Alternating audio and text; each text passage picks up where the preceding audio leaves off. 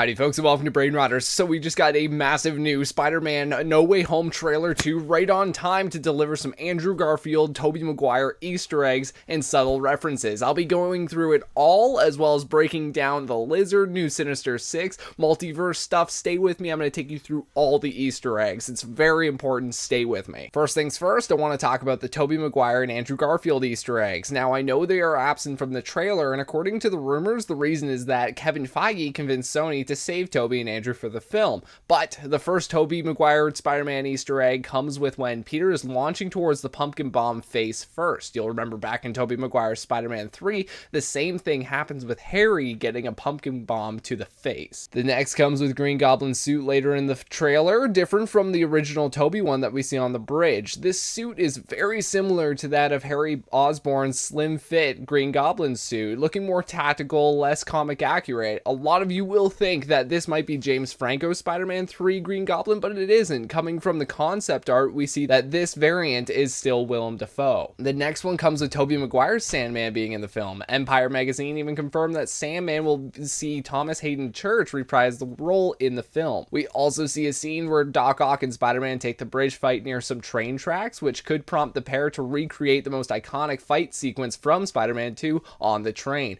Of course, when Doc Ock notices that this Peter isn't his Peter, he is referencing Tobey Maguire's Peter Parker from Doc Ock's universe. That's a given. Now, the Andrew Garfield Easter eggs come with an added bonus to the Sinister Six of the Lizard, like we all expected to be in the film. Then, of course, the next Andrew Garfield moment comes with MJ falling from the scaffolding of the statue construction and Peter lunging down to save her, a similar moment that we see in Amazing Spider-Man 2, except we all know how that ended. So MJ could die, which lines up with what Tom Holland was saying about No Way Home and how the characters will suffer some dark moments, especially since early in the trailer we will see him depressed after a big fight at night, which could take place after the big Sinister Six fight at night after MJ dies.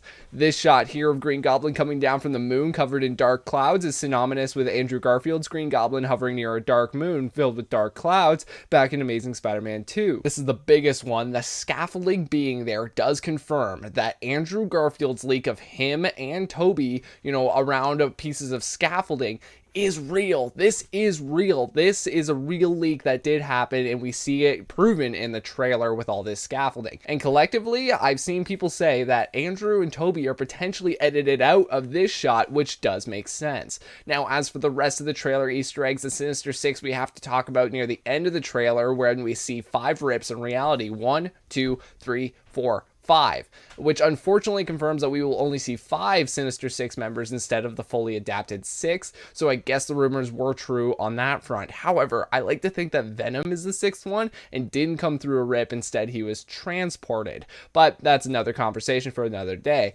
It's cool to hear Peter reference the radioactive spider. The last time he did that was back in Spider-Man Homecoming, explaining how he got his powers to Ned. You can actually see that the purple haze in the spell collapsing does match the purple haze in the multiverse rips that the Sinister Six pop out of at the end of the trailer, giving that multiversal feel all the way through. We understand from Doctor Strange that there are Spider-Man villains coming in and out from every universe, so the original Goblin at the beginning of the trailer could be a whole other variant of the Goblin that we get at the end of the trailer, making the Sinister Six all variants, explaining their different looks from their different franchises. We see that Spider-Man has so many nanobots ripped from his Iron Spider suit where he has to transfer bots into blast zones to protect himself from Doc Ock, which is exactly what Iron Man did when he fought Thanos in Infinity War, displacing what's left over from his nanobots to protect himself.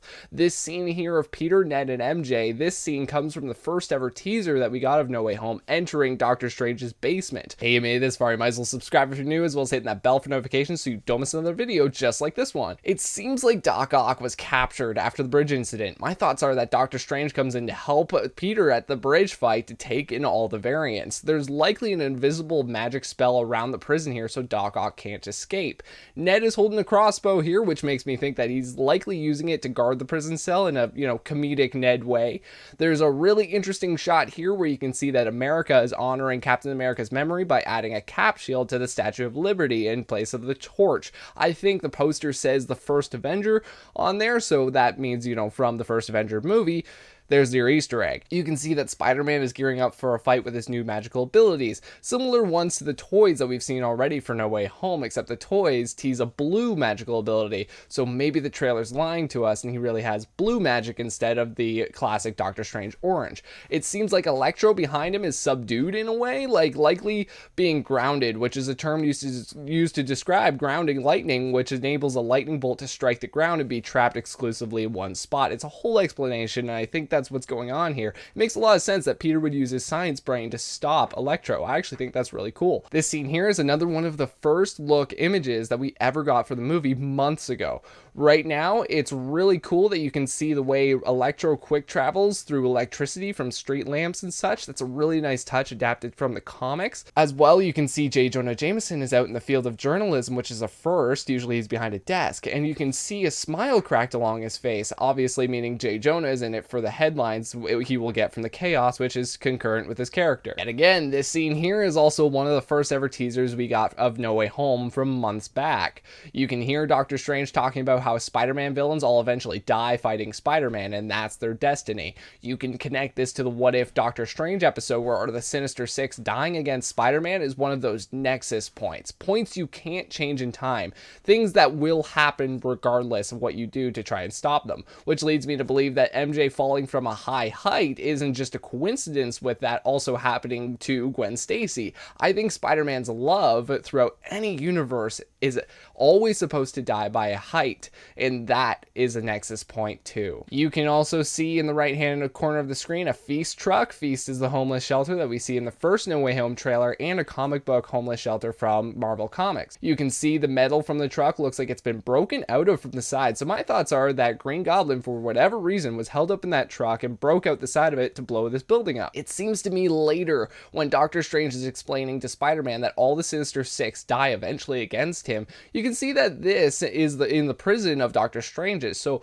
my thoughts are that Doctor Strange came over to Dr. Octopus and trapped him in this box, cut to Spider-Man trying to steal it from him. It seems like Spider-Man doesn't agree with Doctor Strange about imprisoning the Sinister Six in the box, connecting to the Spider-Man and Doctor Strange dialogue later in the trailer where Peter yells, "There has to be another way," and Doctor Strange replies, "There isn't." Later, Doctor Strange uses the same whip move that we haven't seen him use since restraining Thanos in Infinity War. We see May is actually in the same scene as Happy Hogan being surrounded by these agents, potentially meaning Happy and May will have some kind of car chase escape scene, and later in the trailer we actually find out these agents are from the DODC, or Department of Damage Control. It seems after encountering with Spider-Man's nanobots, Doc Ock quickly adapts them to his own tentacles, giving us that red color. When Electro uses his powers, you can see the comic accurate starfish mask that he has from the comics. When you see a close-up of Electro, you can see his costume seems to be generating electricity. Not him, the costume is generating electricity, meaning he isn't biologically electricity generating like he is in Amazing Spider-Man 2,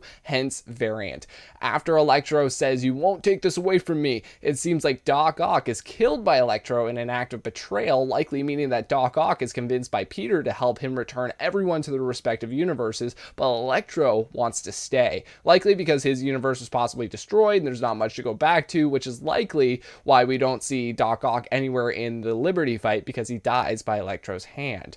Goblin takes over the narration saying, "Peter, you are struggling to have everything you want," which goes hand in hand with what Doctor Strange was telling Peter in the trailer 1 about how Peter is trying to live two different lives and he can't have it both ways, thus struggling to have everything he wants. I think this is May that Spider-Man is talking to later in the trailer, confiding in her about how he can't save everyone, which has been a common Spider-Man conflict that we've seen before, most recently in Spider-Verse, where the multiversal team tells Miles that he can't save everyone, it's just a part of being Spider-Man. Coincidence that this is the same theme in this multiversal movie? I mean, thank you all so much for watching. What did you think of trailer 2? What did you miss? What did I miss? Let me know your thoughts in the comments section below. If you are new here, please subscribe. We do videos like this all the time. Thank you all so much for the massive support recently, and take care.